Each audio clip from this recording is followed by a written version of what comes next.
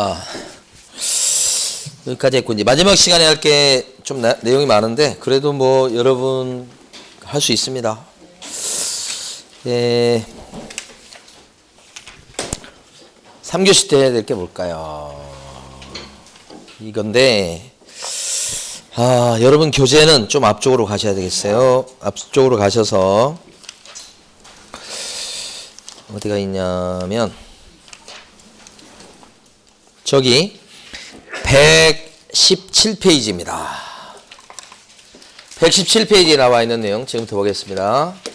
여기 칠판에 보시면 하여간 뭉뚱그려서 두 문제 정도 출제가 되는 거니까 내용이 좀 잡다한 게 좀 많이 있어요. 그래서 간단히 보겠는데, 먼저 첫 번째가 뭐냐면 사무실에 걸어두게 되어 있는 서류가 4가지가 있어요.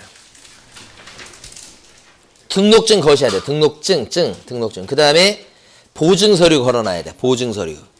보증서류가 이제 공제증서입니다. 보통 액자 속에 넣어져서 걸려 있단 말이에요. 그거 공제증서 같은 거. 그 다음에 자격증 요 원본 걸어 놓으셔야 돼. 근데 이건 사장님 것도 걸고 소공 것도 걸고. 네 번째가 이제 요율표예요. 복비 계산하게끔. 그래서 요 4가지를 갖다가 걸어둬야 되겠다. 암기를 해두셔야 돼. 이게 시험에 한 3년 정도에 한 문제로 막 덜컥 나오니까 작년 31회 때 이거 한 문제 나온 거예요. 자, 그래서 4가지를 암기하시자. 암기하실 때는 여기서부터 따서 등짝을 얘기합니다. 등짝. 등짝 보고 자요. 등 보고 자요. 그러니까 등을 돌리고 자는 거예요. 이것 가지고 저희 막 그 결혼 초기에 되게 좀 싸웠었어요. 왜 등을 돌리고 자냐고 그래가지고. 저는 이제 다른 이유가 있는 게 아니고 등을 돌리면 이게 창문 쪽을 바라보게 되니까 숨쉬기가 좋아요. 그래서 이쪽을 돌리고 자는데 왜 등짝을 보이고 자냐고 그래가지고 그것 때문에 싸우고 지금 잘 기억도 안 나는데 왜 싸웠는지 모르겠다 하여간 그런 것도 되게 많고 막. 잠을 안 재워 일단 쫓아다니면서 그게 왜 그래요? 일단 내일 강의하러 가는데 잠을 재워서 일단 하고 나서 다음에 얘기해야 되는데 자기 본인도 안 자고 저를 또 못 자게 막 방마다 쫓아다니면서 자, 지금은 이제 각방 씁니다. 등 보고 자요. 등록증요. 이거 원본 거셔야 됩니다. 원본. 그 다음에 보증서류는 이제 공제증서 같은 거 얘기합니다. 공제증서. 그 다음에 보험증서 이런 거. 자격증 거셔야 되는데 이 자격증은 사장님 것도 걸고 소공 것도 걸고 이거 불리는 거 꼭 생각하시고 물론 원본입니다. 자격증 사본 그러면 안 돼요. 그 다음에 요율표 거셔야 되고 요율표가 크기가 좀 커요. 다른 것보다는 요율표를 좀 게시하시라. 등 보고 자요. 이렇게 되는데 거기 지금 교재 박스에 있는 거 보시면 돼요. 그런데 여기에 사업자 등록증이 이제 답이었는데 사업자 등록증을 걸어두는 건 맞아요. 그런데 중개사 법령상 걸으라고 하는 서류에는 안 들어간다는 뜻이에요. 법령상. 여기 게시한다는 것은 중개사 법령에서 게시하도록 되어 있는 거예요. 중개사 법령에서. 그러니까 나머지 뭐 세법에서 걸어둬라. 그건 이게 나와요. 근데 물어보는 것은 중개사법상 걸어두게 되어 있는 서류가 뭐냐. 이걸 물어본 거니까. 그럴 적에 이게 빠진다고. 그래서 사무실에서 일하시는 분들 같은 경우 잘 틀려요. 사무실 사업자 등록증이 걸려 있는데 이렇게 생각하는데 이것은 중개사 법령상에 게시할 서류는 아닌 거예요. 그거 하고 그 다음에 이제 또 실무교육 수료증. 이 여기저기 잘 나오잖아요. 실무교육 수료증이. 근데 이 실무교육 수료증은 게시할 서류에 들어가지 않아요. 요거 있잖아요. 그 다음에 아까 이거 나왔던 자격증 원본을 걸어두는 거죠. 사본 그러면 안 돼요. 사본이 아니고 원본 이렇게. 그래서 가로 2번에 동그라미 3번 가시면 지금 칠판에 쓴 게 나와 있습니다. 사업자 등록증 글자 위에다가 X 해버리셔야 돼요. 그 다음에 실무교육 수료증도 글자 위에다 X 해버리셔야 돼요. 그 2가지가 대표적이죠. 가로 2번에 동그라미 3번 그거요. 그거 막 글자 위에다 막 X. 자, 이제 넘어갑니다 또. 그러니까 중개사 법령에 이런 내용만 그냥 끝까지 있으면 정말 해피해요. 머리가 복잡할 게 없어요. 이런 내용만 있으면. 근데 이제 2편 가고 3편 가고 그러면 이제 그때 민법 내용 나와서 그때가 조금 이제 위기죠, 위기. 그래서 지금까지는 뭐 이 정도야 뭐 이렇게 되는 거 아닙니까? 자, 사무소 명칭을 쓸 의무다 이렇게 되어 있습니다. 여기서 명칭이라고 하는 것은 명칭이 상호입니다. 상호. 중개업소 상호가 다양하죠. 명칭 쓸 때 요렇게 쓰시오. 명칭 사용 의무. 그죠? 이거 어기면 100만 원 이하의 과태료입니다. 아까 개시 의무 위반했을 때도 100과예요. 여기도 100과. 100만 원이 과태료인데 사장님은 사무소 명칭 쓸 때 공인중개사 사무소 이런 문자가 들어가거나 아니면 또요. 부동산 중개 이런 문자가 들어가거나 둘 중에 하나의 글자가 들어가게끔 쓰십시오. 이런 뜻이에요. 둘 중에 하나. 그러니까 저 글자 위에 다른 게 더 들어가도 괜찮아요. 그런데 최소한 저 두 글자는 들어가야 되겠다. 두 개는 둘 중에 하나가. 그러니까 만약에 행운 공인중개사라고 쓰면 돼야 안 돼요? 안 돼요. 안 됩니다. 뭐가 빠졌어요? 사무소가 빠졌어요.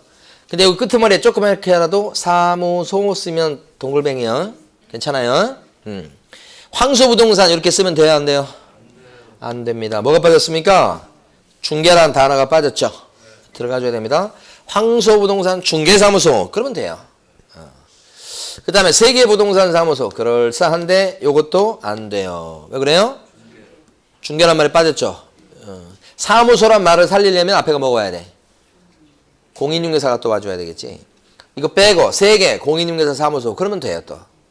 근데 두 개가 이렇게 어정쩡하게 합쳐지면 안 되는 거예요. 의미는 통하겠지만 그러니까 요런 글자나 요런 글자가 꼭 들어가게 쓰십시오. 이런 뜻이고. 안 쓰면 이거 백과 이렇게. 그런데 사장님 중에 복덕방 할아버지 계시죠? 부칙개공. 이 부칙개공은 어때요? 자격증이 없잖아요. 자격증이 없으시잖아요. 그러니까 어떻게? 공인중개사 사무소라고 쓰면 돼요? 안 돼요? 안 되고 이렇게 못 쓴다고 돼 있어요. 증이 없으니까 그런 거예요. 어떻게 써야 돼요? 그러면 부동산 중개. 원래 방법이 두 개인데 여기는 방법이 하나밖에 없는 거죠. 부동산 중개라는 글자가 들어가게 쓰셔야 되겠다. 복덕방 할아버지가 이렇게 되는 거예요. 그러니까 만약에 부칙개공이 이렇게 쓰면 돼요? 이거 들어가면 안 되죠. 복덕방 할아버지가 이렇게 쓰시면 될까요? 안 될까요? 이렇게 쓰면 돼요? 안 돼요? 됩니다. 부동산 중개란 말이 이렇게 들어가 있으면 되잖아요. 어떻게든 들어가 있으면 돼요. 부동산 중개라고. 그러면 부동산 중개라고 쓴 거니까 괜찮아요.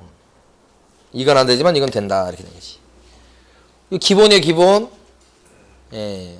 그러니까 사무소 명칭 쓸 때는 그러니까 이제 가시면서 그 간판들 잘 한번 유심히 보세요. 어떻게 써져 있는지. 다양한데 이 글자는 최소한 들어가야 된다. 그 밖에 더 들어가 있는 건 뭐라고 안 하네요. 만약에 이건 어때? 세계 부동산 중개 컨설팅 사무소. 세계 부동산 중개 컨설팅 사무소. 되죠. 부동산 중개란 말이 있잖아. 뒤에 컨설팅이 있든지 말든지예요. 그러니까. 최소한 그 말이 들어가야 된다. 응? 그런 취지예요. 그래서 여기 지금 상호를 보면 청와대 공인중개사 사무소 이거 돼야 안 돼요? 돼요. 됩니까? 안 됩니까? 청와대 공인중개사 사무소 돼야 안 돼요? 사무소가 뒤에 있잖아요. 조그맣게. 된 거예요? 뭐 청와대가 있든지 아니면 무슨 뭐 다른 게 있든지 관계없어. 경복궁 뭐 해도 괜찮아. 이건 대박 부동산 돼야 안 돼요? 그치. 안 될성 싶은데 밑에가 공인중개사 사무소라고 이렇게 돼 있죠. 그럼 봐줘요 이거. 하여간 사무소 명칭을 쓸 때 대박 부동산 공인중개사 사무소 뭐 이런 거야 하여간. 그러니까 이것도 오케이 이렇게 하는 거지. 근데 실제 이제 이렇게 쓸 때 그냥 뭐 대박 부동산이라고 하든지 이것도 빼요. 부동산도 빼요. 대박에서 전화 왔는데 이렇게 하지 뭐. 대박에서 전화 왔지? 뭐 이렇게 얘기하지. 대박에서 연락 없었어? 이렇게 하는 거지. 청와대에서 연락 없었어?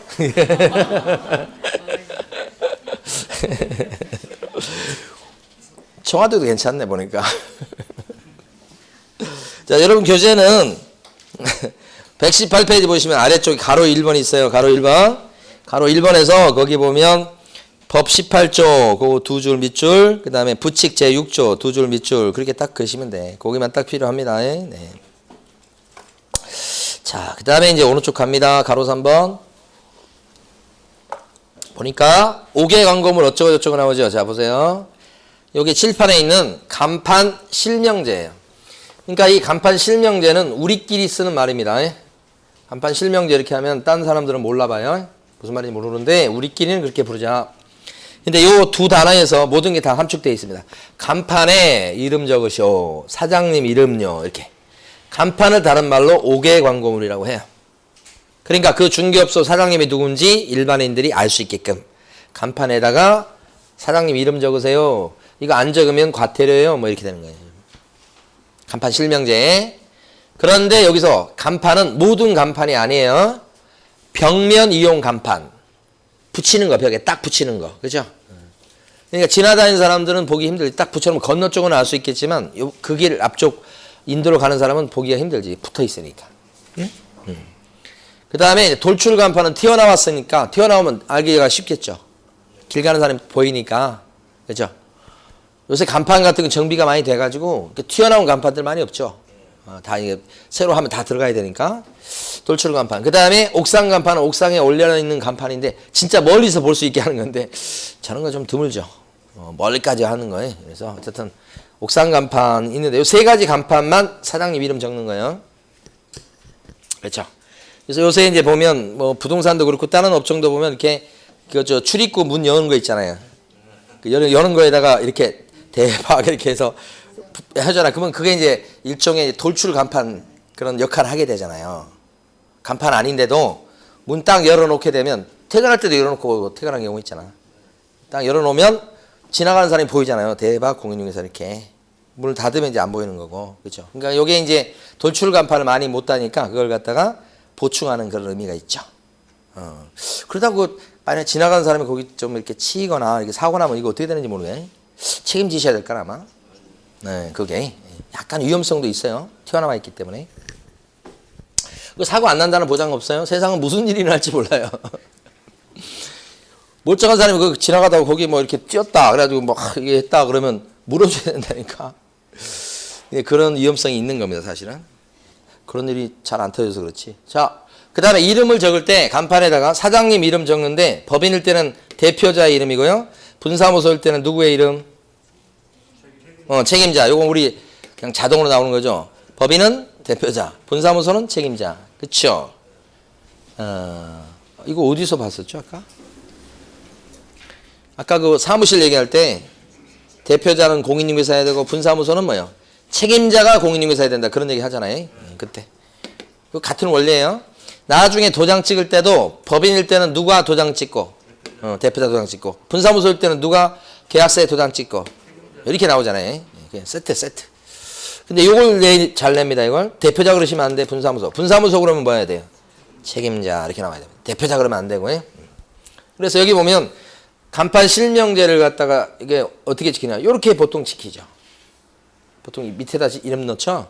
아니면 아예 상호에 김연아 사무소 이렇게 변호사나 법무사처럼 안에 들어가는 방법도 있어요. 이건 좀 드물긴 한데 있어요. 변호사, 법무사 같은 경우는 변호사 김땡땡 사무소 이렇게 하잖아요. 중개사도 그럴 수 있어요. 공인중개사 김땡땡 사무소 됩니다. 떨어져 있어도 괜찮아요. 들어가 있으니까. 네. 이건 실명제를 지킨 거예요. 상호를 지킨 거고. 그렇죠? 이렇게 보통 하지만. 근데 만약에 이거 대표 김연아 여기 없어. 여기 없어. 이렇게. 그러면 이건 간판 실명제를 어긴 거죠. 그리고 이건 법을 위반한 간판이겠죠. 이게 간판에 이게 된 거니 없으니까. 그러면 철거명령 대상이에요. 이거 법을 위반했구만. 철거명령. 누가 철거명령을 내려요? 이거? 구청에서. 그리고 자진 철거 안 하면 어떻게 돼요? 대집행할 수 있다. 이렇게 보시면 돼요. 네. 법적으로 그렇고요. 사실은 뭐 대집행하고 거기까지 가겠습니까? 이 사람이 어떻게 하겠어요? 재빨리 여기다 이름 적겠죠. 그럼 끝이에요. 네. 근데 이제 그렇지 않고 버틴다면 철거명령 그 다음에 대집행까지 갈 수도 있겠다. 근데 그 전에 과태료 정도는 매길 수 있겠어요. 안 적어놓으면. 아니면 허위로 적었어요. 김미숙이라고. 사장님이 근데 미숙이가 아니야. 김연아야. 그럼 이렇게 적었다. 그러면 이건 뭐예요? 이것도 100만 원 이하의 과태료. 그렇죠?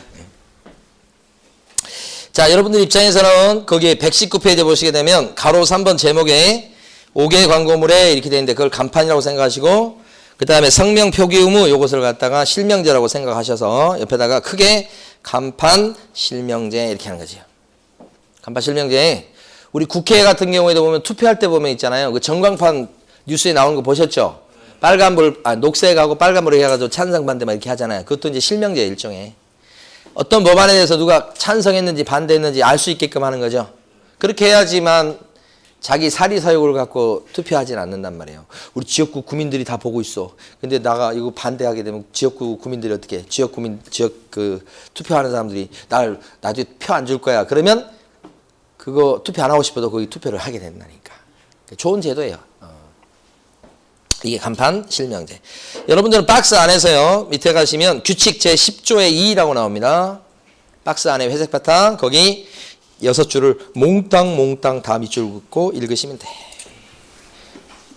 마구마구 밑줄 긋습니다. 지금 읽으시라는 얘기 아니에요. 자, 넘어갑니다. 이제 다음 페이지. 네모 3번.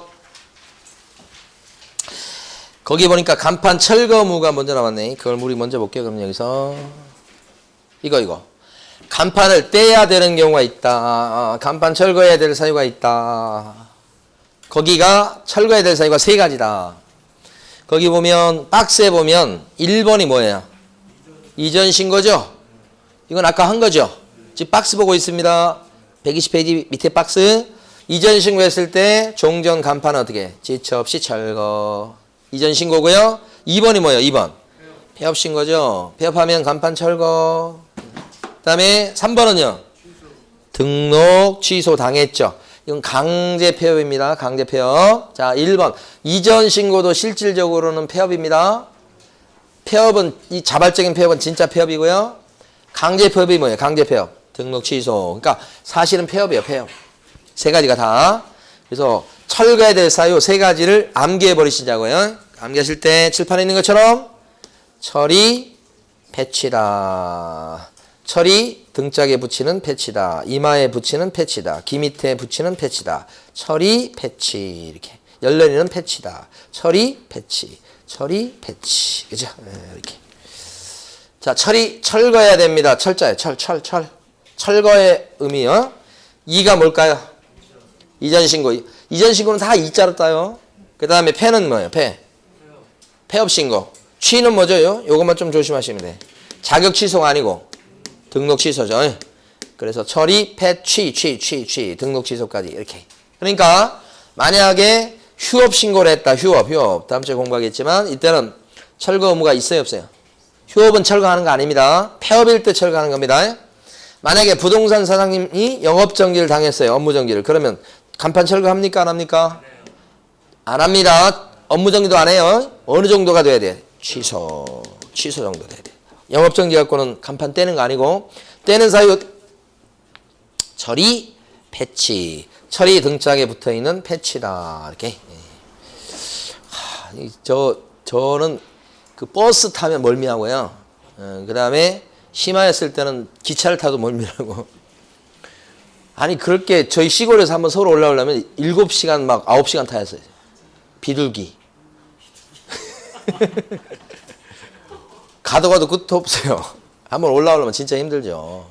요새는 그냥 한 4시간 걸리나 그 정도 될 건데 옛날에는 진짜 오래 걸렸어요.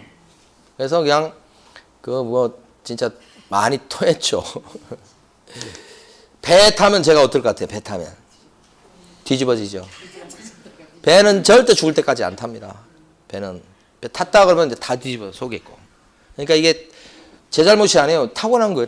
이건 유전적 요인이죠. 근데 옛날에 한번 저희 그 가족 여행을 어디 홍콩인가 어디 한번 갔는데 거기서 섬을 들어가더라고. 근데 그래서 제가 안 탈라고 갔다 와. 그랬더니 거의 막 3명이서 끌고 가는 거예요. 갔는데 아니다 다를까. 앉아있지를 못하겠어요. 그래서 그 봉투 받아갖고 좀 그런데 저의 이러한 그걸 닮은 놈이 둘째 놈이야. 둘이 져가지고 야 좀만 참자 우려면서 엄마하고 첫째 놈은 안 그러는데 딱 그게 진짜 이 유전자라는 게 딱 절반씩 담는가 봐요. 그래가지고 둘이 담고 다 봉투 몇 개씩 토하고. 처리 패치요. 예. 자, 근데 이제 가로 2번 가보십니다. 이거 만약에 철거해야 되는데 언제까지 철거하신다? 지체 없이 철거인데 철거 안 하면 어떻게 해요? 관청에서 화내겠죠. 왜 철거 안 하냐고. 그러면서 어떻게 해요? 대신 와가지고 확 떼내버린다. 대신 떼내는 걸 뭐라고 그래요? 대집행이다. 어느 법에 따라 대집행을 해요? 행정대집행법에 따라 대집행한다. 이렇게. 행정대집행법에 따라서.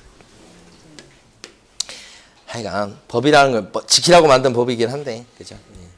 얼마나 잘 지키는지 모르겠어요. 행정대집행법에 따라서 대집행. 그죠? 나왔어요. 조심하셔야 됩니다. 자, 여기까지 하고요. 넘어갑니다. 이제, 이쪽으로 넘어갑니다.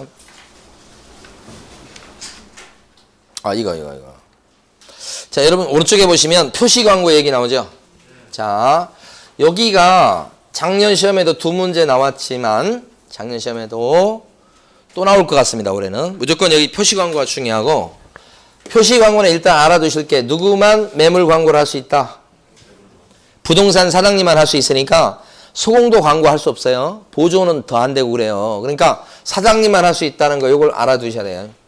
근데 여기서, 광고와 관련해서 특히 2가지로 나눠서 얘기합니다. 첫 번째가 전단지란 말을 안 썼습니다만은 종이로 된 전단지 광고하는 걸 하고요. 그 다음에 인터넷 광고하고 2개로 나눕니다. 다시 한번 전단지 광고하고 인터넷 광고하고 2개 나눠서 자 이렇게 전단지 광고할 때 이 전단지 광고지에 꼭 들어갈 게 5개입니다. 이건 암기해 두셔야 돼요. 그러니까 암기할 것도 없어요. 그냥 여러분 읽으면 돼요. 여기서 보면 일단 사장님 이름 들어가야 돼. 성명. 그 다음에 중개업소의 명칭이 들어가야 돼. 상호. 그 다음에 중개사무실의 주소가 들어가야 돼. 그 다음에 연락처가 들어가야 됩니다. 사무실에 대한 연락처. 그죠? 그 다음에 중개업소 등록번호 들어가는 거니까 위에 나와 있는 요 개업공인중개사의 성명 요것은 사람 얘기고요. 요거 밑에 것은 사무실 얘기. 사무실이 뭐예요? 명칭. 소재지, 연락처, 전화번호 있죠? 공이 여기는 뭐 39입니까? 뭡니까? 이게. 그다음 등록번호, 이렇게. 그래서 암기하실 때 이렇게. 성명, 이소연 등 5개입니다. 자, 암기사항. 전단지 표시 광고할 때 거기 집어넣을 거. 이걸 명시사항이라고 해요. 명시사항이다. 집어넣을 거 뭐가 있느냐. 성이 뭐예요? 성명. 명은? 명칭. 소는 이소연 할 때 소는? 소재지. 연은? 연락처. 등은? 중개업소 등록번호. 요게 이제 최근에 작년에 들어갔죠? 다시 한번 성명, 이소연 등까지 들어가야 됩니다. 5개. 다시 한번 여기서 성명, 명칭, 소재지, 연락처, 중개업소 등록번호. 그죠? 그런 점에서 가만히 보면 여기 보면 요게 매물 구한다는 그런 광고인데 보니까 여기 대박 공인중개사라고 돼 있으니까 상호 들어갔네요. 그 다음에 그 밑에 밑줄 그어놨습니다만 군포시 이거 뭐예요? 소재지죠? 몇 번지 나왔죠? 소재지. 제일 밑에 보니까 전화번호 031 뭐 나온 거 있죠? 연락처죠? 그러면 5개 중에 3개가 들어가 있는데 2개가 빠져 있네요. 뭐가 빠져 있습니까? 사장님 이름이 빠져 있죠? 또 뭐가 빠져 있습니까? 중개업소 등록번호가 빠졌죠? 1 뭐 땡땡 뭐 나오는 등록번호 있죠? 이거 빠졌다는 얘기예요. 이게 들어가야지 법에 맞는 겁니다. 그래서 결론적으로 이런 전단지 광고일 때 들어갈 거 5개 뭐요? 성명, 이소연 등. 만약에 이 전단지 광고할 때 이것처럼 사장님 이름이라든지 이런 등록번호가 빠져 있으면 법 위반이죠? 그때 받는 제재가 뭐예요? 과태료입니다. 싸죠? 싸게 맥히는 겁니다. 100만 원 이하의 과태료니까. 싼 거요. 네. 그러니까 큰 위반상은 아니라는 거지. 그렇죠? 이거 하나 했습니다. 여러분들 입장에서는 121페이지 밑에 박스 있죠? 박스 보니까 뭐라고 되어 있습니까? 1번, 2번, 3번, 4번, 5번 있죠? 그 암기사항이죠. 성명, 이소연 등 이렇게. 자, 그런데 중요한 게 하나 있어요. 보면 여기 보시면 이 전단지 표시 광고할 때 중개보조원에 관한 사항은 절대 들어가면 안 됩니다. 이름이든 사진이든 연락처든 뭐든 중개보조원에 관한 것은 집어넣으면 안 된다가 있지요. 그게 박스 밑에 셋째 줄입니다. 별표해 두셔야 돼. 한편 중개보조원에 관한 사항은 표시 광고 시에 절대 명시해서는 안 된다. 이거 왜 못 집어넣게 할까요? 아니 그런 차원이 아닌데 이건 개공이 광고를 할 수 있다는 뜻인데 광고할 때 요런 거 요거 집어넣을 때 보조원에 대한 인적사항이라든지 전화번호 같은 거 집어넣으면 안 된다는 거예요. 이걸 집어넣게 하니까 보조원이 사장님 이름 딱 걸고서 자기가 실제 자기 돈으로 광고 내고 자기 연락처를 받아갖고 자기 전화번호로 전화하게 만들어서 자기가 중개활동을 하고 사장님하고는 몇 대 몇으로 나눠 먹어요. 그럼 사장님은 마치 소작 주는 것처럼 사무실 큰 거 하나 얻어서 책상만 딱 하나 갖다 주고 그 다음에 컴퓨터 놔주고 해라 알아서. 그러면 열심히 해가지고 뭐 7대3, 6대4 이렇게 나누기로 하면 그 사실은 그 사장님 입장에서 봤을 때는 어떻게 돼요? 자기가 일을 안 하면서 밑에 있는 보조원이 특히 무자격자 이런 사람들 일하게 만든 거 아니에요? 그러니까 그거 막으려고 그런 사무실이 강남에 꽤 있단 말이에요. 그래서 보조원에 대한 것은 절대 명시해서는 안 된다. 이게 핵심. 핵심 중에 핵심. 그러니까 성명, 이소연 등 이렇게 암기하시고 여기 광고 전단지에 들어갈 때 여기가 예를 들어서 중개보조원 이름 김 실장하고 김 실장에서 전화번호 막 이렇게 적어놓고 그것도 크게 적어놓고 전화를 이쪽으로 오게 만들고 그러면 안 된다고요. 그렇죠? 그렇게 하시려고 하는 것 같아요, 여러분들이. 눈동자 그랬어 방금 전에. 법 위반이에요. 자, 넘어가시고 이번에 인터넷 광고. 인터넷 광고다. 인터넷 광고. 그러면 이게 아까 전단지 광고하고는 차원이 틀리는 거. 그래서 이때는 성명, 이소연 등 아까까지 봤던 그 내용 그대로 들어갑니다. 이건 기본이요. 여기도 들어가. 여기도 명시해야 돼. 예? 성명, 이소연 등. 그것 말고 이제 우리 교재에 보시면 회색 바탕 박스에 막 잔뜩 나와 있어요. 막. 그죠? 그래서 잔뜩 나와 있는데 암기할 필요는 없고 다 맞다고 생각하시면 돼요. 자, 그런데 그 중에서요. 보니까 그 어디입니까? 017조 2에서 6번 있죠. 6번 찾으셨습니까? 건축물의 경우 하면서 총층수 7층짜리 건물이다. 이렇게 총층수. 그 다음에 사용승인 받은 날짜 2016년 4월 7일 이런 식으로 방향 남향이다. 이런 식으로 요건 좀 읽어주셔야 돼요. 6번은. 그 다음에 방 3개 욕실 3개. 그죠? 이렇게. 자, 입주 가능일은요. 즉시 입주 가능. 뭐 이렇게. 예, 이렇게. 그 다음에 주차 대수요. 110대 뭐 이런 식으로. 예. 세대별로 뭐 0.5대 뭐 이런 식으로. 자, 관리비는요. 관리비 7만 원 이런 식으로. 자, 여기 지금 인터넷 광고할 때는 들어갈 게 수두룩하네요. 수두룩 뻑뻑하네요. 틀리게 내기 어려워요. 어려워. 그러니까 맞다고 생각하시는데 특히 끄트머리에 있는 3개 꼭 기억해 주셔야 돼. 관리비, 주차 대수, 또 하나 입주 가능일 이런 것들은 인터넷 광고 그게 꼭 들어가야 되겠다. 아시겠죠? 끄트머리에 있는 거 3가지 좀 더 신경 쓰시고. 근데 만약에 인터넷 표시 광고할 때 만약에 여기 있는 관리비를 빼먹었습니다. 관리비를 빼먹어서 오피스텔 광고했는데 관리비 얼마다는 거 빼먹었어. 그러면 어떻게 돼요? 100만 원 이하의 뭐예요? 과태료. 100만 원 이하의 과태료. 그죠? 싼 겁니다, 이거. 아시겠죠? 그러니까 아무래도 광고할 때 집어넣을 것이 인터넷 광고가 더 많죠. 그죠? 그 다음에 전단지 광고는 뭐 조금밖에 안 되죠. 그렇게. 자, 그런데 지금까지 내용하고 다른 게 나옵니다. 광고할 때, 자, 이번에는 광고할 때 내용이 엉터리다. 그렇게 될 수 있어요. 내용이 엉터리, 내용. 그걸 부당 광고라고 해요. 관리비가 10만 원인데 관리비 5만 원으로 광고했어요. 그럼 관리비 그곳이 인터넷 광고 거기 매체물에 들어가 있으니까 아까 방금 전에 봤던 내용은 지킨 거예요. 관리비 명시했잖아. 적었잖아. 그건 지켰는데 그게 내용이 엉터리야. 5만 원이 아니고 10만 원인데 5만 원으로 낮춰서 광고해서 사람들한테 이제 계약하게끔 만든 거예요. 그러면 그게 뭐예요? 부당 광고예요. 부당 광고 내용이 3가지가 있어요. 첫 번째, 허위 매물 광고. 뭔지 아시겠죠? 존재하지도 않는 물건인데 이건 있는 것처럼 해서 광고 내는 거. 사람을 유인하는 거. 뭐 미끼 매물이라고 얘기하기도 하죠. 그런 게 중고 자동차 그 시장도 되게 많다며요. 예.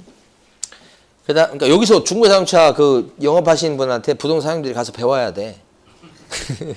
어떻게 근데 그 중고 자동차 우리 차를 모르잖아요. 그러면 멀쩡한데도 이거 고장났다고 그러면 고쳐야 되잖아요. 특히 여성분들이 가서 이렇게 하면 이건 고장났다고 고쳐야 된다고 그러면 멀쩡한 것도 막 떼고 교체하고 비용 나오고 하여간 뭐 이상해서 왔을 거니까. 그러니까 저희 안사람 같은 경우도 만약에 그거 가면 막 뒤집어 쓸 거예요. 그러니까 어쨌든 제가 대신 가지고 그러는데 저도 뭐 압니까 가서? 근데 저는 이제 들어는 보지 일단. 들어보는데 무슨 말인지 모르겠고 하여간. 그래서 될 수 있으면 그 아는 데만 계속 가요. 아는 데만. 근데 아는데 계속 가는데 계속 속이진 않겠지. 자, 그래서 요 미끼 매물, 허위 매물 얘기하고 그 다음에 과장 광고, 그죠? 여기 연신 내역으로부터 10분. 근데 그 중간에 가로 열고 띄어서 10분. 이렇게 그걸 생략한 거예요. 누가 뭐 어째였어? 10분이라고 그랬지. 누가 걸어서 10분이라고 그랬어? 그죠? 과장 광고, 그 다음에 거짓 광고. 아까 관리비, 그죠? 5만 원 광고했어요. 실제는 뭐예요? 10만 원. 거짓 광고 많이 있겠죠, 이런 것들도. 예. 그래서 이런 것들이 이제 뭐냐면 부당 광고. 이때는 제재를 많이 받아요. 어떻게 돼요? 500과예요. 아까 명시할 걸 명시하지 않으면 어떻게 돼요? 100과 정도인데 내용이 엉터리야. 그럼 뭐예요? 500과. 그래서 여기 지금 보면 여기 500과라고 돼 있잖아요. 이거예요. 요거 보려고 지금 한 거예요. 자, 허위 매물 광고, 이거 부당 광고를 얘기하는. 그럼 뭐라고요? 500과를 꼭 기억하시자. 아까보다는 좀 세게 얻어맞는 거 이거. 여러분 교재에서는 어디 보시는가? 123페이지 가보세요. 123페이지. 가로 3번에 회색 바탕 박스가 있죠.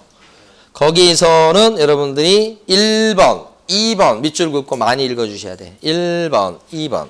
요게 바로 부당 광고 내용이에요. 자, 가로 4번, 가로 3번 제목 옆에다가 500과라고 꼭 써주세요. 지금 500과, 500과, 500과, 500과.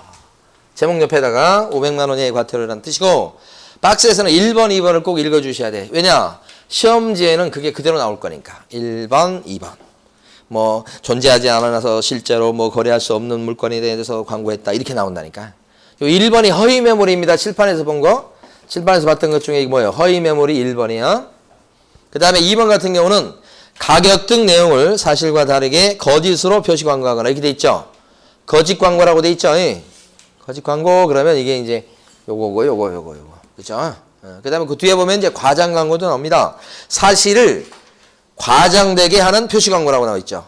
우리 줄이면 과장 광고. 그러니까 1번은 허위 매물 광고, 2번과 3번, 2번은 뭐예요? 거짓 광고, 과장 광고. 이렇게 됩니다. 이거 세 가지를 뭉뚱그려 서 뭐라고 그래요? 부당 광고. 그럼 어떻게 돼요? 500만 원이 아니고 과태료. 그죠? 그러면서 밑에 동그라미 3번 별표해 주세요. 동그라미 3번에 1번, 2번, 3번이 요게 시험지에 나올 거예요. 그 중에서 1번만 이번에 한번 보고 갈게요. 1번 보시면 중개대상물이 존재하지만 실제로 중개의 대상이 될 수 없는 중개상물에 대한 표시 광고. 그러니까 물건이 있긴 있어. 그러니까 일종의 허위 매물인데 아예 없는 게 아니고 있어. 그런데 그건 나온 물건이 아니야. 부동산에 나온 물건이 아닌데 물건이 너무 멋지니까 광고를 하는 거예요. 그럼 사람들이 그거 보고 오면 뭐라 그래요? 팔렸고요. 이것도 좋은 게 있습니다 하면서 딴 거 보여주잖아요. 자, 그래서 1번 보시고 나머지 2번, 3번은 이제 앞으로 시간 갈수록 많이 볼 거예요, 우리가. 자, 뒤에 가시면 모니터링 얘기가 나옵니다. 모니터링 먼저 아시죠? 감시. 우리 124페이지 제일 밑에 감시 나왔죠? 자, 거기 박스 밑에 가시면 회색 바탕 박스 밑에 동그라미 1번, 동그라미 2번 이거 싹 밑줄 그으셔야 돼요. 동그라미 1번, 2번 위주로 봅니다. 동그라미 1번 뭐라고 돼 있는가? 뭐라고 돼 있냐면요. 모니터링 할 수 있다는 얘기가 나옵니다. 모니터링. 그죠? 근데 누가 모니터링 할 수 있다고 되어 있는가? 국토교통부 장관을 형광펜 칠하셔야 돼. 자, 국토교통부 장관은 인터넷을 이용한 중개상물에 대한 명시 의무나 부당한 표시 광고로 부동산 거래 질서 문란 등 법 위반 여부를 모니터링 할 수 있다. 모니터링 누가 할 수 있다? 이걸 바꿔서 낼 겁니다. 등록관청이 모니터링 할 수 있다. 감시할 수 있다. 그러면 땡. 등록관청이 아니고 누구요? 국장이 감시한다는 거 꼭 기억하시고 여기 형광펜 칠하셨죠? 그럴 때 모니터링 하는 게 두 개입니다. 첫 번째, 명시사항을 위반했는지. 그러니까 집어넣을 걸 다 집어넣는지. 그죠? 아까 성명, 이소, 연 등 그런 거 얘기하는 거예요. 예? 그 다음에 또 뭐요? 부당한 표시 광고를 한 건 아닌지, 그죠? 허위 광고, 거짓 광고, 과장 광고 그런 거. 요 두 가지를 모니터링 한다는 거죠.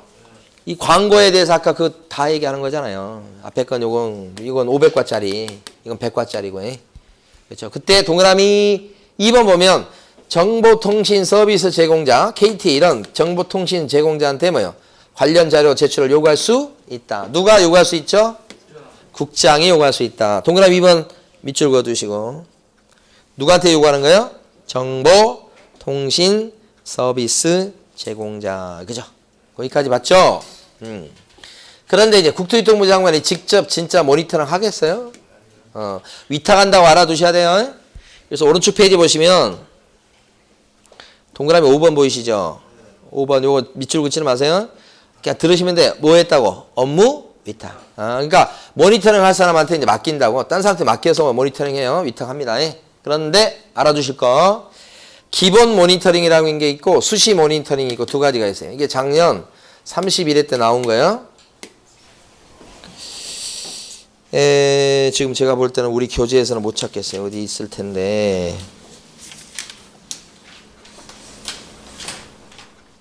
일단 없어요. 나중에 뒤에 어디 나올지 모르겠으나. 자, 적어 놓으십니다. 기본 모니터링, 기본 모니터링은 분기별로 하는 거예요. 분기별. 요걸 물어봤어요. 분기는 3달에 한 번. 근데 수시 모니터링이 또 있죠. 그러니까 모니터링 종류가 몇 가지다. 2가지. 기본이 있고 또 하나가 수시. 근데 수시는 언제 하는 거예요? 수시로 하는 거지 이건. 그 다음에 기본 모니터링은 분기별로 하는 거지. 그죠? 그래서 요 2가지를 일단 크게 요거 용어를 일단 알아두셔야 돼. 그러니까 혹시라도 기본 모니터링은 그죠? 기본 모니터링은 요 분기별인데 1년에 한 번씩 한다든지 이러면 틀린 겁니다. 또 수시 모니터링은 분기별로 한 번씩 한다. 이렇게 하면 이딴 식으로 나오면 그래. 수시로 하는 게 수시로. 그러니까 이거 2개를 구별하는 것도 이게 쉬운 일이 아니에요. 일단 여기서부터 하셔야 된다. 그죠? 나왔는데 또 나올 여지가 있습니다. 요거 부분을 잘 봐두시고. 됐습니다. 이제 요거 아까 봤고. 자, 마지막인데 요거. 오늘 수업 마지막이 아니고 지금 잡다한 것들 많이 하고 있잖아요. 거기에 마지막.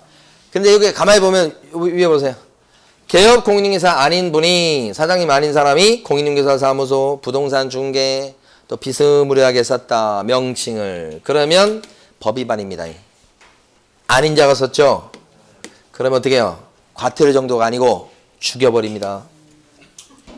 이걸 하셔야 돼. 이거 죽여버리는 걸 하셔야 돼. 아닌 자가 썼어. 이러면 뭐야 너 중개사도 아니잖아. 근데 썼어? 변호사 아닌데도 그거 했어? 죽여버려. 세무사 아닌 사람이 했어? 죽여버려. 법무사 아닌 사람이 했어? 죽여. 그러니까 아닌 사람이 하면 자기 밥그릇은 철저히 지키는 거야. 저 있잖아요. 시골에 가면 많이 느끼시겠지만 개가 그렇게 순한 개가. 근데 밥 먹을 때 밥그릇을 좀 건드리거나 그러면 그 강아지 개가 막 으르렁거리고 막 그러죠. 밥그릇 건드리면 이것도 마찬가지. 절대 건드리면 안 돼. 밥그릇은 아무리 순한 사람도 이건 아니 그러니까 이건 거의 본능이에요. 본능. 나쁘고 좋고 문제가 아니야. 공무원인데 공무원 연금 개혁하겠다고 공무원들 막 연금 낮춰버리고 막 그렇게 하면 공무원들이 뭐 어떻게 하겠어요? 이렇게 하는 거지. 경찰도 마찬가지고 누구든지 그래요. 다 그래. 이건 무슨 좋고 나쁘고 아니에요. 그냥 생존의 문제야. 이렇게 되는 거지. 그렇게 했죠. 이번에 이제 검찰들도 뭐 수사권 뺏은다고 그러니까 가만히 있지 않겠죠. 제가 검찰이어도 가만 안 있어. 이거 뺏어간다고? 뭐 이렇게 하면 돼. 뭐 이유는 뭘 대든 간에 싫어. 내 걸 왜 내가 뺏어가? 이렇게 된 거지. 내 밥그릇인데. 이러지. 그 다음에 한의사 같은 경우 막 파업하고 막 그런 경우 한의사인가 의사인가? 파업하는 경우 있었잖아요. 자기 밥그릇 건드리면 이건 가만 안 둬요. 그게 이건 정글 세상의 법칙이지 법칙. 그러니까 아닌 자가 건드려서 1학년 일반 죽여버려요. 그 다음에 여기 밑에 나와 있습니다만 개업 공인중개사 아닌 사람이 막 매물 광고하는 거야. 아닌 자가. 대표적인 게 컨설팅 업자들 있잖아요. 개공 아니죠? 자격증도 없죠? 근데 막 매물 광고를 했어 여기가. 그러면 이건 걸리면 그냥 형사 처벌이야 이건. 과태료 정도가 아니라고. 그래서 우리 교재에 보시면 125페이지 제일 아래쪽에 보세요. 125페이지 제일 밑에. 개공 아닌 사람이 중개상물에 대한 광고했다. 그러면 옆에 죽여버린다 쓰세요. 죽여버린다. 죽여버리면 어떻게 죽여? 1학년 일반. 1학년 1반이요. 자, 그 다음에 여기 칠판을 보시면 이것도 있지. 이것도. 자격증 없는 사람이 여기요. 공인중개사 아닌 사람이 공인중개사라고 쓰든지 유사하게 썼어. 이렇게 되면 어떻게 되죠? 이것도 이제 아닌 자가 요 쉬운 게 아닌 자가 어쩌고 저쩌고 나오잖아. 그러면 전부 다 1항 1반이에요. 제목을 왜 이렇게 달아놨게요? 그러니까 그 맞추기는 엄청 쉬운 거예요. 아닌 자가 어쩌고 저쩌고 아닌 자가 어쩌고 저쩌고. 그러면 전부 다 뭐예요? 형사처벌 1항 1반 이렇게 된 거지. 이것도. 그러니까 대표적인 그 사례가 뭐였냐면 명함입니다. 그리고 명함에 부동산 사무실 상호를 이렇게 썼어요. 그리고 여기 김연아 씨가 자격증이 없는 분인데 대표라고 쓴 거예요. 대표라고. 대표라고 썼는데 이분이 자격증이 없습니다만은 돈을 엄청 많이 번 거예요. 자격증이 없어서 남의 거 걸고 하지만. 근데 이 점포는 자기가 임차했거든. 이거 자기가 사장님이지. 그러니까 대표라고 쓴 거야. 아무 문제가 없어 보이는데 자 자격증이 없는 사람인데 공인중개사 김연아라고 썼으면 이건 당장 잡아가는데 대표라고 썼단 말이에요. 이거 법에 걸리냐 이거지. 근데 가만히 보니까 법에서 비슷하게라도 쓰면 걸린다는 거야. 그게 유사명칭인데 그게 바로 대표예요. 대표. 왜 그러냐. 일반인적으로 봤을 때 일반인들은 부동산 상호가 있잖아요. 그 다음에 대표라고 하면 자격증이 있다고 생각해. 왜냐면 부동산 사장님 중에 98% 정도가 증 갖고 혼자서 오픈해서 하는 사람들이야. 나 부동산 사장님이다 그러면 상대방 일반 국민은 뭐라고 생각해? 자격증 갖고 있는 사람이라고 생각하지. 없는 사람이라고 생각은 잘 안 하지. 왜? 없는 사람 거의 없으니까. 그러니까 대표라만 이렇게 써도 일반 국민들은 뭐라고 생각해? 자격증 있다고 생각하는 거예요. 그러니까 이거 쓰면 안 된다는 거예요. 실장 김연아 그러면 그건 받아들일 수 있어. 왜요? 실장님이라고 해서 꼭 자격증이 있는 것은 아니니까. 근데 대표는 다르다는 얘기예요. 그래서 이거야. 이것도 역시 1항 1반. 예. 자, 이렇게 해서 지금 우리가 여기까지 봤어요. 이제 마지막에 이제 한 개를 남겨놨는데 지금부터 한 10분 정도. 여러분들은 그 문제 중에서 4번 문제 풀어보세요. 4번.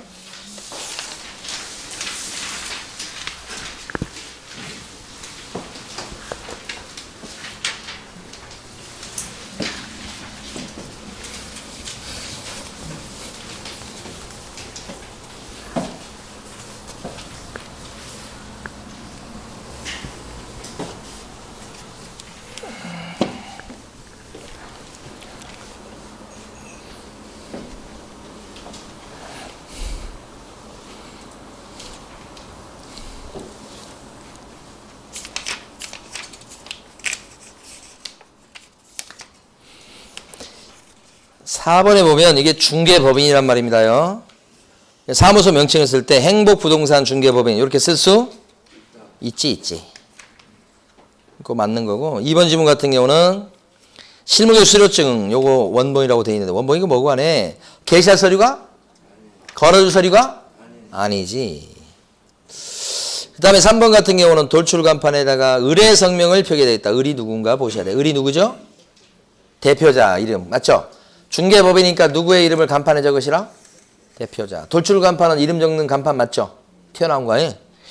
그 다음에 네 번째는 뭐예요? 등록 취소를 당했기 때문에 그때는 지체 없이 5개 광고물을 뭐예요? 철거시켜야 되겠다. 철거. 그죠? 자인 철거해야 되겠죠? 그 다음에 5번은 대박 부동산 컨설팅 사무소라고 사용한 경우에 이 사무소 명칭을 제대로 쓴 겁니까요? 제대로 쓴 게 아니죠. 그거 보니까. 대박 부동산 중개란 말이 들어가줘야 돼. 컨설팅은 뭐 들어갈 수는 있는데 중개란 말이 빠졌기 때문에 잘못 쓴 거죠. 이 잘못 쓴 간판이 되기 때문에 이때는 강서구청장이 뭐 할 수 있어요? 철거하쇼라고 명령 낼 수 있고 자진 철거 안 하면 어떻게 해요? 대집행 들어가. 대집행. 어쨌든 할 수 있죠. 틀린 건 몇 번이에요? 2번. 그렇죠. 2번이죠. 자, 5번 문제 풀어보시고 5번.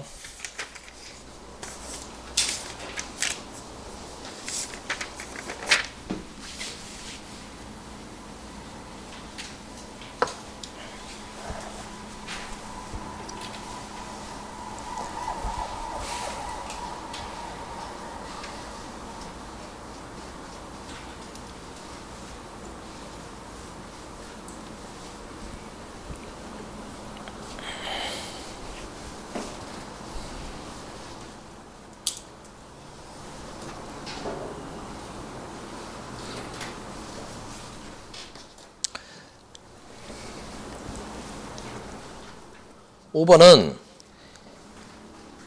을이 사무원인데 보조원이죠. 증이 없으니까. 보조원은 중개사무원에 대한 표시 광고를 할 수 있다 없다.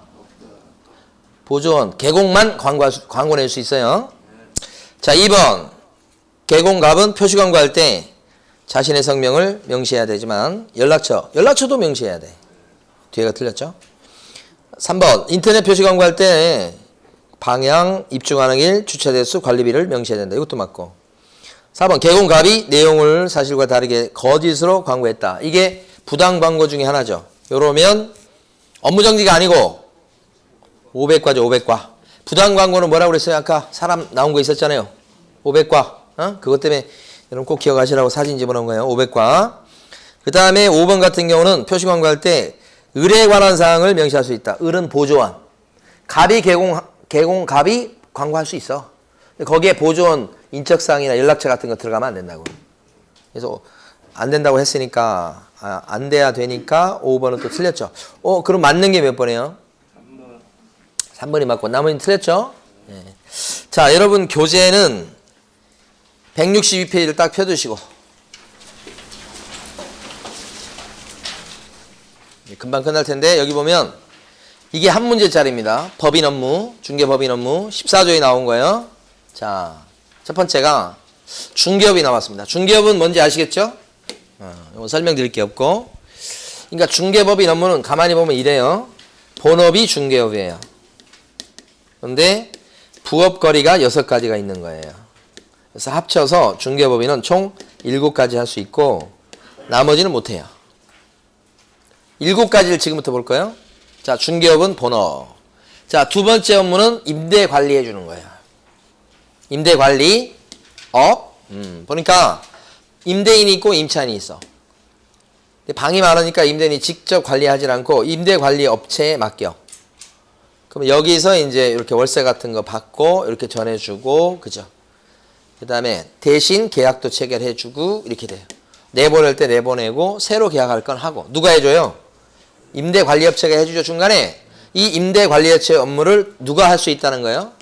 중개법인이 뭘 하면서? 중개업을 하면서 같이 할 수도 있다. 이게 임대관리 행위예요. 요 임대관리 생각하셔야 돼. 그런데 여기서 같은 말로 뭐라고 불러요? 관리대행이다. 관리대행. 그러니까 뭐에 대해서 관리를 대신 해줄 수 있어요? 주택. 여기 주택이죠. 주택. 또요? 상업용 건축물. 상가라고 생각하시면 돼. 그러니까 상가나 주택에 대해서 임대관리 해주는 거예요. 누가?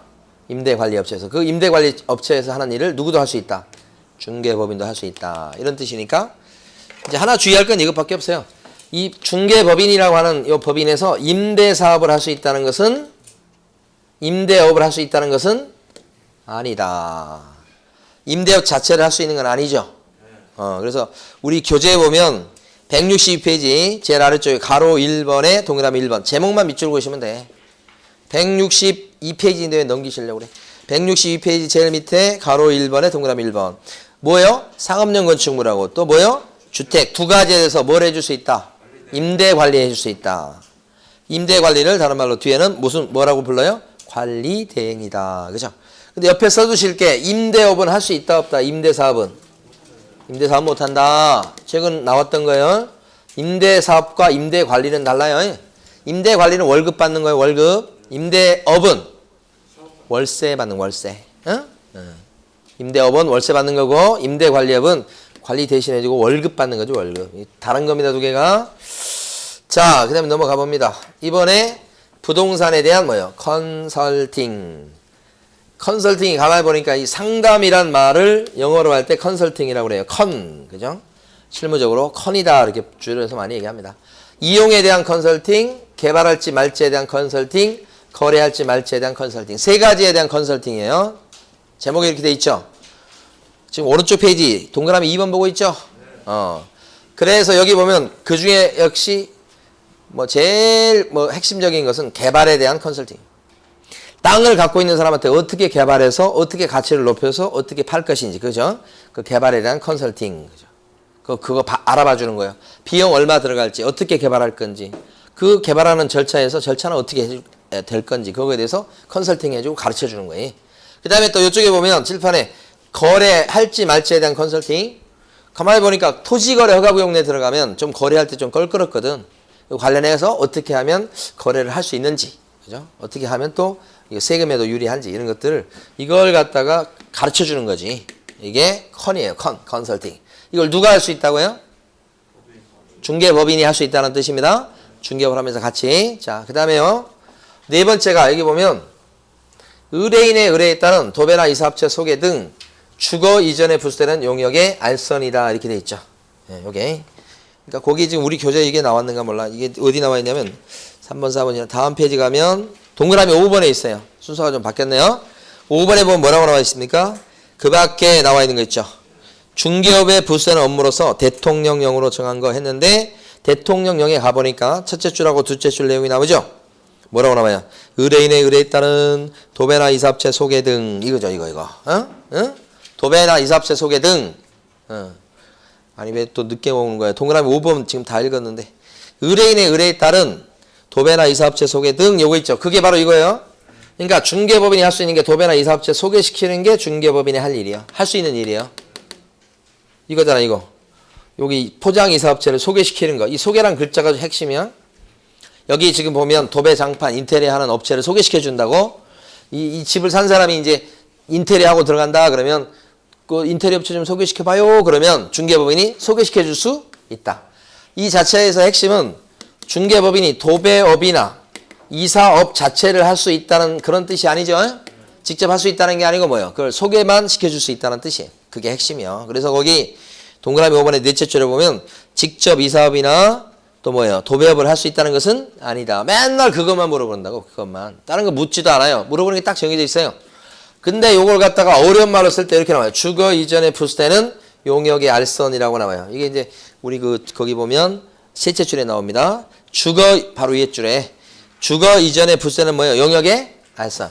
주거 이전에 부수되는 용역이 뭐예요? 용역이 몸 쓰는 거. 그걸 어떻게 해준다고요? 소개. 그죠? 같은 말입니다. 위에하고. 그쵸? 근데 만약에 이걸 좀 바꿔요. 주거 이전에 부수되는 용역의 뭐예요? 제공. 그러면 법인 업무입니까? 직접 제공한다는 뜻이에요. 도배해준다는 뜻이에요. 인터리 해준다는 뜻이에요. 중개법인이 직접 인터리 해주는 것은 아니에요. 뭐 소개만 해주는 거죠? 비슷한 말이지만 요거 조심하셔야 돼요. 계속 나올 거예요.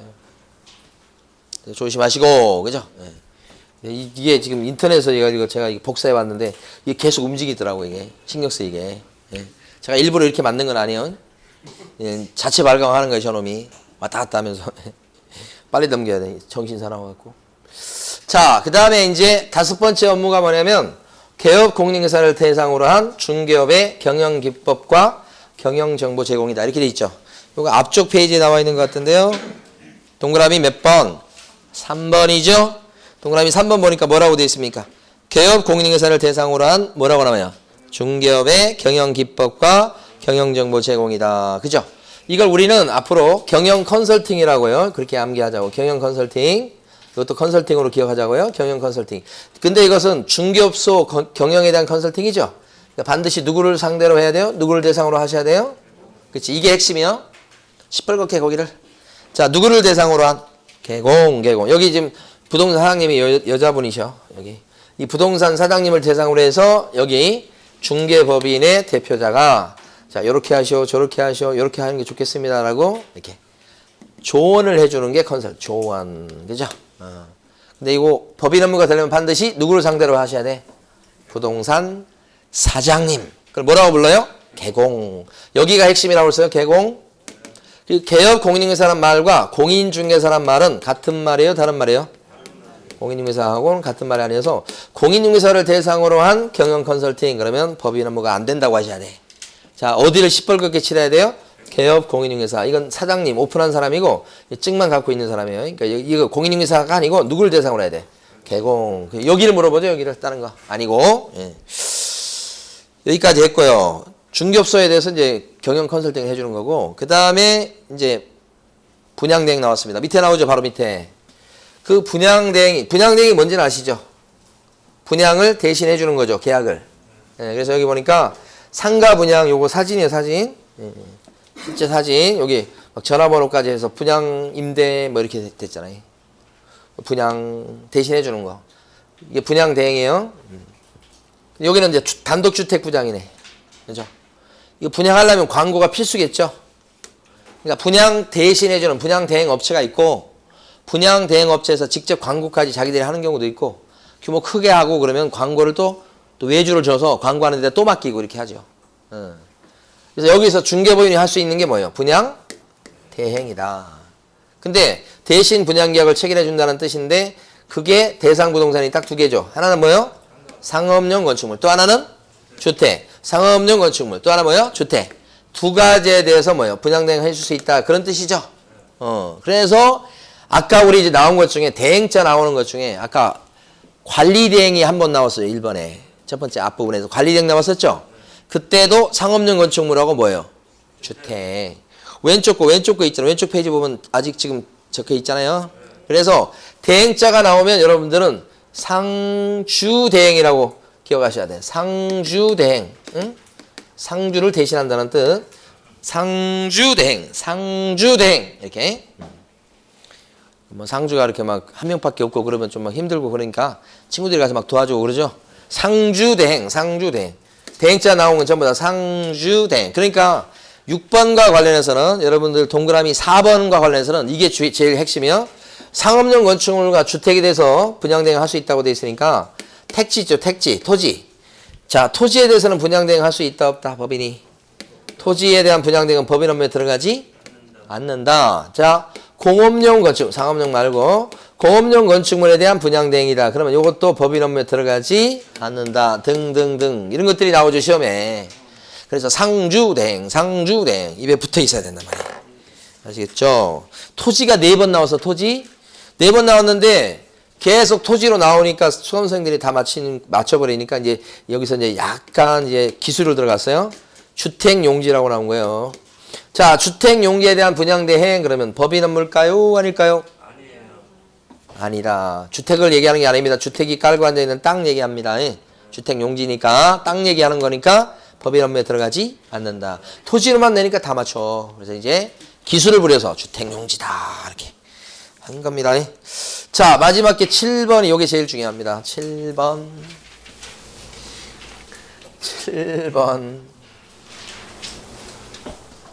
자, 경공매 컨설팅. 이것도 경매나 공매 물건에 대한 알선과 대리라고 되어 있어요. 이게 제일 중요합니다. 7가지 업무 중에 이게 제일 핵심이요. 7번째가. 우리 교재에 보면 동그라미 6번이죠. 자, 164페이지 동그라미 6번 찾아보시고. 6번 돼 있죠? 거기 보니까 경매 및 뭐 이렇게 돼 있잖아요. 여기에 법원 경매 얘기합니다. 민사집행법에 따른 법원 경매. 그 다음에 또 나온 게 국세징수법 나오는데 국세징수법 그 밖에 법령에 의한 공매 대상 부동산에 대한 요거 이제 그 자산관리공사 공매가 대표적입니다. 원래 이제 저기 세무서에서 세금 걷어야 되는데 세금 안 내잖아요. 어떤 사람이. 그러면 세금을 갖다가 안 내고 있는 사람에 대해 재산에 대해서 세무서에서 압류를 한 뒤에 자산관리공사한테 부탁을 합니다. 나 이거 세금 걷어야 되니까 이거 집 좀 팔아달라고 강제로. 그게 압류부동산 공매입니다. 여러 가지 공매가 있지만 대표적인 게 압류 물건에 대한 공매. 이게 대표적입니다. 그걸 팔아서 세금을 걷어가는 거예요. 이게 공매 대표적인 거죠. 경매 물건이나 공매 물건에 대해서 알선이라는 게 뭘까요? 알선? 이거 괜찮으니까 들어가 봐라고 소개시키는 거 알선. 대리는 뭘까요? 대리? 아예 대신 받아주는 거예요. 그러니까 이 대리가 적극적으로 개입하는 거죠. 알선은 뭐예요? 괜찮으니까 들어가 봐. 이렇게. 그 정도고 소개만 시키는 거고 대리는 아예 대신 받아주는 거. 그러니까 이게 지금 업무가 4개예요. 4개. 잘 보세요. 업무 4개가 어떻게 되는지. 첫 번째는 경매 물건인데 소개만 시켜줘. 야, 이 경매 물건인데 싸게 떨어졌어. 지금 받아봐. 괜찮아. 경매 알선이가 첫 번째 업무. 두 번째 업무는 경매 물건인데 뭐예요? 대신 받아주는 거예요. 이거 두 번째 업무. 요게 두 번째. 요렇게가 두 번째야. 자, 세 번째 업무는 나온 물건이에요. 공매 물건. 근데 소개만 시켜줘. 3번. 자, 마지막 네 번째 업무는 공매 물건인데 뭐예요? 대신 받아주는 거예요. 그래서 4가지요. 그 4가지가 경매 하나, 공매 하나, 알선 하나, 대리. 이게 아니고 경매 알선, 경매 대리, 공매 알선, 공매 대리 이런 식으로 이게 엇갈리는 걸 이해하셔야 돼. 그 번호 붙일 필요가 없어. 이거 4가지 딱 보는 순간에 막 연결하는 거 있잖아요. 어? 이렇게 막. 뭐 초등학교 때 이런 거 배우지 않나요? 뭐 1대1 대응 뭐 하면서. 아닌가요? 하여간 모르겠어요. 이렇게 네 가지. 예. 이 네 가지를 우리끼리는 경매 뭐예요? 경공매 컨설팅이라고 기억하자고. 그럼 핵심적인 건 두 가지입니다. 이 경공매 컨설팅은 모든 사장님이 다 할 수 있는 게 아니고 복덕방 할아버지는 못하죠. 근데 법인이라든지 우리가 보고 있는 법인이라든지 아니면 여러분들도 경공매 컨설팅을 할 수가 있어요. 자격증 따시면. 그래서 여기가 못한다는 거 꼭 알아두셔야 됩니다. 그래서 우리 교재에 보면 동그라미 디귿번이 밑에 나옵니다. 디귿번. 자, 세 줄 밑줄 그으시고 디귿번 세 줄은 요 얘기입니다. 부칙계공은 못해요. 경매 컨설팅 못합니다. 경공매 컨설팅 못해요. 요거 하나. 네. 이제 다 됐습니다. 다 됐습니다. 동그라미 리을번 큰 별표. 요 이만큼 큰 별표. 이만큼 큰 별표. 요게 뭐냐? 그러면 요 중에서 시장 규모가 제일 큰 것은 사실은 뭐냐? 경매 물건에 대한 대리입니다. 왜냐면 법원 경매 물건이 비교가 안 될 정도로 많아요. 이쪽 물건 수가. 그리고 소비자들은 원하는 게 대신 받아주는 걸 원하지 이 정도를 원하지 않아요. 내가 돈 싸들고 올 테니까 괜찮은 거 받아서 내가 돈만 벌게 해줘. 그럼 내가 돈 좀 떼줄게. 그거지. 그걸 그렇게 하려고 하지. 이거 괜찮으니까 알아서 좀 들어가 보세요. 이걸 원치 않다고. 머리 아프다고. 그러니까 제일 많은 의뢰 건수가 이거예요. 경매 대리. 시장 규모가 제일 큰 게 경매 대리. 시장 규모가 제일 큰 게 경매 대리. 제일 큰 게 경매 대리. 이거 기억하셔야 돼요. 그런데 이것은 그냥 할 수 있는 게 아니고 여러분도 할 수 있다고 하지만 그냥 하는 게 아니고 뭐요? 등록을 한 번 더 하셔야 돼. 이건 구청에 등록하는 게 아니고 어디에? 법원에. 여기 법원 있잖아. 법원에. 법원에 등록하셔야 돼요. 법원에. 아시겠죠? 네, 그래서 거기 지금 보면 동그라미 리을번 첫 줄부터 셋째 줄까지 마구마구 밑줄. 리을번 첫 줄부터 셋째 줄까지 마구마구 밑줄. 그래서 특히 리을번에 보면 첫 줄에 경매 대상 부동산에 경매 동그라미 치셔야 돼. 리을번에서 큰 별표 하시고 경매 동그라미 치시고 둘째 줄에서는 입찰 신청할 때 그 대리에 또 동그라미 치시고 경매 대리를 하고자 할 때 경매 동그라미 치셨고 대리 동그라미 치셨고 셋째 줄에 가면 어디에 등록해야 돼요? 법원에 동그라미 치셔야 돼요. 셋째 줄에서는 경매 동그라미, 둘째 줄에 대리 동그라미, 셋째 줄에 법원 동그라미 이렇게. 등록관청에 등록하는 거 아니에요. 어디에 등록한다고요? 법원. 그렇죠? 요 법원요, 법원. 여기. 그래서 요게 경공매 컨설팅. 법인 업무 중에 마지막 7번째 이렇게 되죠. 자, 그러면 이거 이제 마지막으로 암기하고 문제하고 수업을 마치겠습니다. 14조에 써져 있는 중개법인 업무는 총 몇 가지냐? 그러면 7가지. 7가지 아닌 것은 못하는 거예요. 그래서 중개법인 업무에 들어가는 게 뭐냐? 이거 물어봐요. 7가지 암기합니다. 지금부터. 자, 14조계사. 14조에 나온 내용이란 뜻이에요. 14조계사. 중이. 관상을 보니까 어떤 사람 관상을 딱 보니까 관상을 잘 보시는 모양이에요. 큰 도시를 경영을 할 분인데 서울시장감이야. 관상이 서울시장감인데 지금 현재 뭐 하고 있냐면 경공매 컨설팅을 하고 있더라 이 말이에요. 다시 한번 14조계사. 조계사 절 아시죠? 중이. 관상을 보니까 어떤 사람은 관상을 딱 보니까 큰 도시를 경영할 분이야. 서울시장감이야. 그런데 아직까지는 뭐 하고 있어요? 경공매 컨설팅을 하고 있다. 관상 모르는 사람이. 그래서 중자는 뭘까요?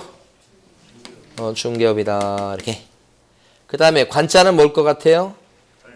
관리, 대행. 요게 다 같은 말로 임대관리. 이건 대행자 나왔으니까 상, 주대행. 이렇게. 그 다음에 상은 뭐예요? 상담. 이게 영어로 하면 컨설팅. 뭐에 대한 컨설팅요? 부동산 이용에 대한 개발에 관한 거래에 대한 컨설팅. 줄여서 부동산 컨설팅. 도자가 뭐게요? 도배나 이사업체. 도배나 이사업을 하는 게 아니에요. 이사업체 뭘 할 수 있다고요? 소개를 할 수 있다. 소개. 이게 핵심. 도배업을 하는 게 아니고 그 속에다. 그럼 경영은 뭐예요? 경영 컨설팅. 근데 이거 핵심은 누구를 대상으로 하는 것이 법인 업무가 되는 것이에요? 사장님 개공. 사장님 대상. 이렇게. 그 다음에 분자가 뭐게요? 분양, 대행. 대행자 나왔네. 그러면 또 뭐예요? 상주, 대행. 여기하고 같은 게 얼마나 다행인지 몰라요. 상주, 대행. 상주, 대행. 토지는 안 들어간다고 그랬었죠, 아까? 대표적으로. 그 다음에 마지막 7번이 뭐예요? 경공매 컨설팅. 이것도 컨이에요. 경공매 컨설팅. 중개법인은 7가지를 하고 나머지는 못하니까 중개법인이 문구점을 할 수 있을까요? 문구점? 못합니다. 중개법인이 포장 이사업을 할 수 있을까요? 못합니다. 중개법인이 감정평가업을 할 수 있을까요? 못합니다. 중개법인이 동물 미용업을 할 수 있을까요? 했었잖아요. 그거 못한다고. 등록 기준 할 때 했었죠? 네. 그래서 나머지는 다 못하고 요 7가지만 할 수 있어요. 그렇죠? 만약에 이거 못하는데 이걸 해버리면 어떻게 됩니까? 이거 어기면, 위반하면 임의저 등록 취소사유. 적으실 필요 없어요. 오른쪽 페이지 제일 위에 있어요. 가로 2번이 간혹 나와요. 제일 위에 가로 2번 있죠? 등록관청은 등록을 취소시킬 수 있다. 그죠? 오른쪽 페이지 제일 위에 두 번째 줄. 아이고, 165페이지. 찾으셨어요? 165페이지 제일 위에 두 줄. 끝머리에 뭐라고 됐어요? 임등치다. 나왔죠? 네, 임등치. 다 했어요. 자, 문제 6번 풀어보세요.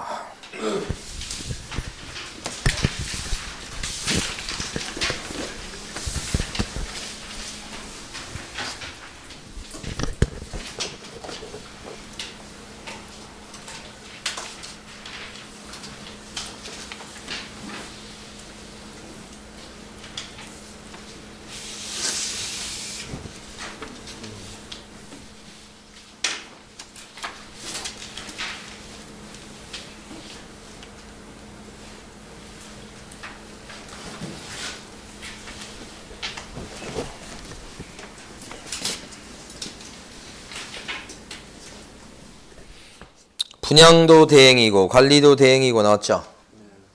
그러면 상주 대행이죠. 주상복합 건물 중에서 주거용인지 아니면 뭐 상업용인지 모르겠으나 어디에 들어가든 다 관리 대행 할 수 있죠. 분양 대행 할 수 있죠. 그래서 기억번은 업무 14조 업무에 들어갑니다. 니은번도 들어가죠. 컨설팅이죠. 디귿번은요. 용역의입니다. 의. 용역에 뭐예요? 제공은 안 들어가죠. 알선이 들어가는 거죠. 용역의 알선. 네. 그 다음에 이제 리을번은요. 용지니까 안 된다고 그랬잖아요. 용지는 아니고. 그쵸? 이것도 상주대행이요. 그 다음에 마지막 것은 공매 대리죠. 법인 업무에 들어가요? 안 들어가요? 들어가요. 들어갑니다. 네. 들어가는데 법원에 등록하는 게 필요합니까? 네. 법원에 등록하는 게 필요하냐고요? 법원에 등록하는 게 필요해요? 뭘 거실 거예요? 뭘 걸 거냐고. 예? 법원에 등록하는 게 필요하냐고. 공매 대리인데. 법원에 등록하는 게 필요한 게 어떤 거예요? 어떤 거? 어떤 거만 법원에 등록하는 게 필요해요? 경매 대리만 법원에 등록하는 게 필요하다고 아까 공부했잖아요. 이게 수십 번 그었잖아요. 이렇게 수십 번. 지금 나온 거 뭐예요? 공매 대리. 공매 대리도 법인 업무이긴 해요. 근데 법원에 등록할 필요가 없다는 거지. 그게 핵심인데. 그죠? 예, 자, 오늘 여기까지 합니다. 예. 자, 수고 많으셨습니다.